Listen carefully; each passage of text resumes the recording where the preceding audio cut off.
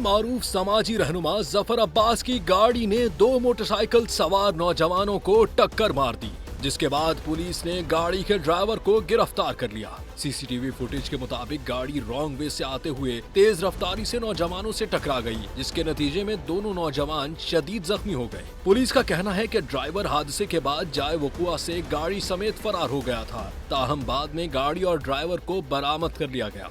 इस दौरान गाड़ी में 2 सिक्योरिटी गार्ड्स भी मौजूद थे, जिन्होंने जाए हादसा पर रुकने की जहमत न की। जफर अब्बास ने इब्तिदाई तौर पर दावा किया था कि मोटरसाइकिल सवारों की हेडलाइट बंद थी, लेकिन सामने आने वाली वीडियो फुटेज ने इस बयान की तरदीद कर दी। इस गैर जिम्मेदाराना मौकिफ पर सोशल मीडिया पर उन्हें शदीद तनकीद का सामना है। वाकई में जख्मी होने वाले नौजवान ताहाल अस्पताल में जेर इलाज हैं, जबकि उनके अहले खाना मुकदमा दर्ज करवाने के बजाय फिलहाल इलाज पर तवज्जो मरकूज किए हुए हैं। वाकई ने जफर अब्बास के किरदार पर कई सवालात खड़े कर दिए हैं।